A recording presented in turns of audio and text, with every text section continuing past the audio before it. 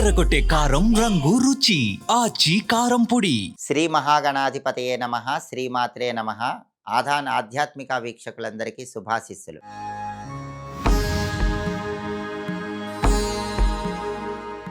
December 30 Vaikuntha Ekadashi, Mukkoti Ekadashi.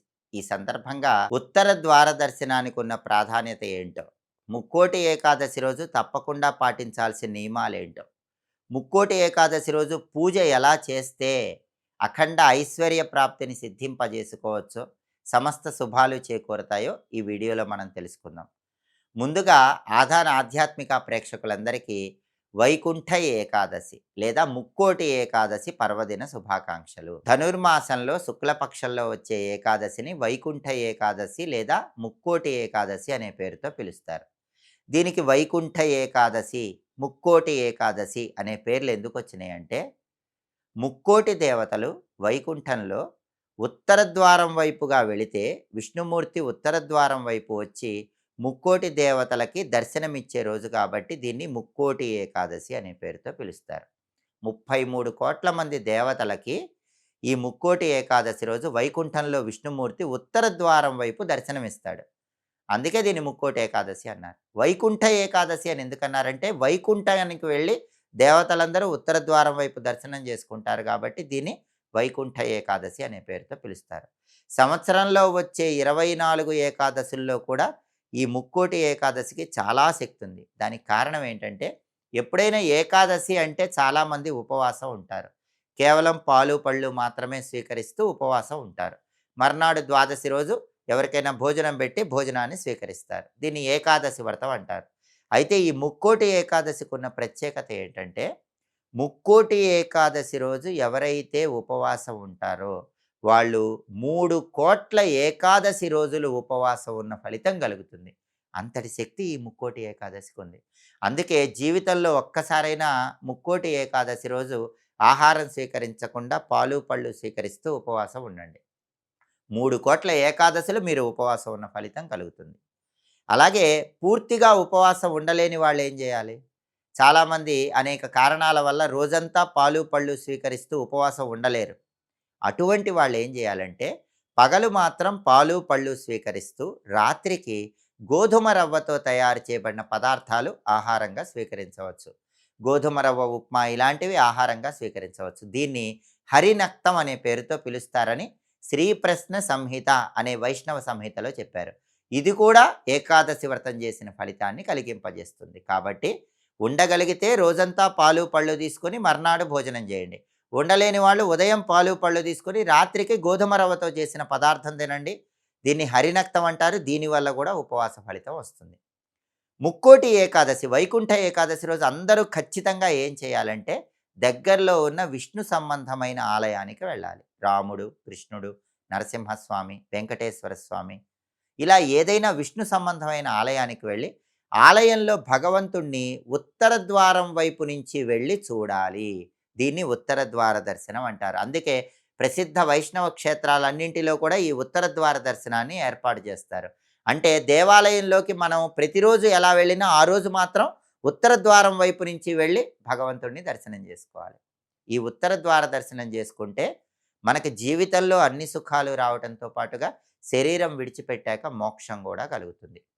Vishnumurthy దేవతలందరికీ ఉత్తర ద్వారం వైపే వైకుంఠంలో ఎందుకు దర్శనం ఇచ్చాడంటే, శరీరంలో ముఖం అనేది తూర్పు దిక్కును తెలియజేస్తుంది, సహస్రారం అనేది ఉత్తర దిక్కును తెలియజేస్తుంది. అంటే ఉత్తర ద్వారం వైపు దేవతలకు దర్శనం ఇచ్చాడంటే, నీ శరీరంలో ఉన్న దేవుణ్ణి దర్శించుకోవాలంటే సహస్రారానికి శక్తిని తీసుకొచ్చే కుండలిని శక్తిని జాగృతం చేయాలి అని అందరికీ విష్ణుమూర్తి సందేశం ఇచ్చాడు. ఎవరికైనా శరీరంలో కుండలిని శక్తి అని ఉంటుంది. అది సర్పాకారంలో చుట్టలు చుట్టుకొని ఉంటుంది. దాన్ని జాగృతం చేస్తే ఆ శక్తి సహస్రారానికి వస్తే జీవుడే దేవుడైపోతాడు. అలా మారమని చెప్పటానికి సంకేతంగా విష్ణుమూర్తి ఉత్తర ద్వారం వైపు అందరికీ దర్శనమిచ్చాడు. మరి పూజ ఎలా చేయాలి? పూజలో పాటించాల్సిన నియమాలు ఏంటి? ముక్కోటి ఏకాదశి రోజు అందరూ కూడా కొన్ని నియమాలు పాటించాలి. మొట్టమొదటి నియమం, అసత్యం ఆడకూడదు. ఆ రోజు ఎవరు అబద్ధం చెప్పకూడదు. రెండో నియమం, కోపం తెచ్చుకోకూడదు. మూడో నియమం, శాల పుష్పాలతో విష్ణుమూర్తిని పూజించాలి. విష్ణుమూర్తికి అన్ని పూల కంటే శాల పూలు అంటే చాలా ఇష్టం. శాల పూలు అంటే ఏంటంటే మీ ఇంటి ఆవరణలో పెరిగిన మొక్కల పుష్పాలను శాల పుష్పాలు అంటారు. ఇవి విష్ణుమూర్తికి చాలా ఇష్టం. ఒక్క మొక్కైనా సరే పూలు పూచేది మీ ఇంటి ఆవరణలో ఉంటే ఆ పూలతో విష్ణువుని పూజించండి. శాల పుష్పాలతో పూజ చేస్తే వెంటనే ఆయన అనుగ్రహిస్తాడు. నాలుగవది గరుడ ధ్వజ దీపాన్ని వెలిగించాలి. ముక్కోటి ఏకాదశి రోజు ఎవరైతే గరుడ ధ్వజ దీపాన్ని వెలిగిస్తారో వాళ్ళకి జన్మ జన్మల పాపాలు తొలగిపోయి కలియుగంలో వచ్చే అన్ని సమస్యల నుంచి బయటపడచ్చు. గరుడ ధ్వజ దీపం అంటే ఏంటి? విష్ణుమూర్తి ఆలయంలో ఉన్న ధ్వజస్తంభాన్ని గరుడ ధ్వజము అనే పేరుతో పిలుస్తారు.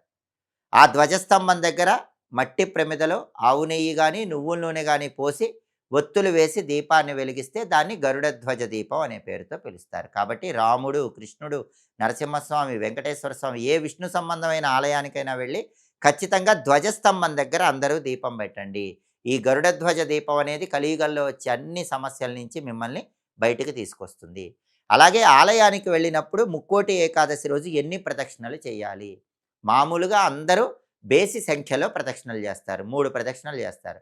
కానీ ముక్కోటి ఏకాదశి రోజు అందరూ సరి సంఖ్యలో ప్రదక్షిణలు చేయండి. 2, 4, 6, 8 ఇలా సరి సంఖ్యలో ప్రదక్షిణలు చేస్తే విష్ణుమూర్తి వెంటనే అనుగ్రహిస్తాడని ప్రకీర్ణాధికారం అనే పేరు కలిగిన గ్రంథంలో చెప్పారు. కాబట్టి విష్ణుమూర్తి అనుగ్రహం కోసం అందరూ ఇలా సరి సంఖ్యలో ప్రదక్షిణలు చేసి రండి.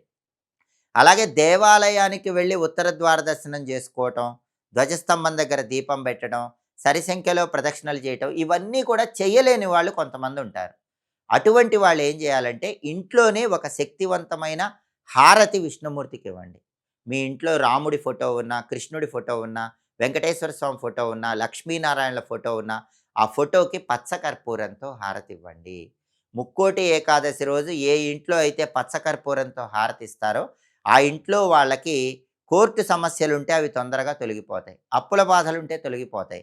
అలాగే ఎవరైనా సొంతింటి కల నెరవేర్చుకోవాలనుకుంటే ఆ రోజు పచ్చకర్పూరంతో హారతిస్తే తొందరగా సొంతింటి కల నెరవేరుతుంది. అలాగే ఇంట్లో కూడా తులసి మాలికను విష్ణుమూర్తికి సమర్పించండి. దేవాలయంలో అయినా తులసి మాలికను సమర్పించండి. ముక్కోటి ఏకాదశి, వైకుంఠ ఏకాదశి చాలా శక్తివంతమైన రోజు. 3 కోట్ల ఏకాదశులు పూజలు చేసిన ఫలితం, ఉపవాసం ఉన్న ఫలితం రావాలంటే ఈ నియమాలు పాటించండి. ఇలా దేవాలయంలో విధులు పాటించండి. దేవాలయానికి వెళ్ళటం వీలు కాని వాళ్ళు ఇంట్లోనే ఈ ప్రత్యేకమైన విధులు పాటించండి. ఓం నమో నారాయణాయ, ఓం నమో భగవతే వాసుదేవాయ. అష్టాక్షరి మంత్రం, ద్వాదశాక్షర మంత్రం.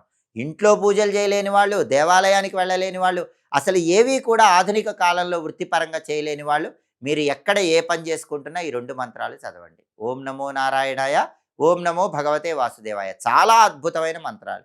ఈ 2 మంత్రాలు ఆ రోజు చదువుకుంటే అన్ని పూజలు చేసిన ఫలితము కలుగుతుంది. ఈ విధి విధానాలు పాటించండి. ఎప్పటికప్పుడు పండుగల సందర్భంగా ఆసక్తికరమైన విశేషాంశాలు తెలుసుకోవాలంటే ఆధాన్ ఆధ్యాత్మిక ఛానల్ని తప్పకుండా సబ్స్క్రైబ్ చేసుకోండి. సర్వే జనాః సుఖినో భవంతు. స్వస్తి.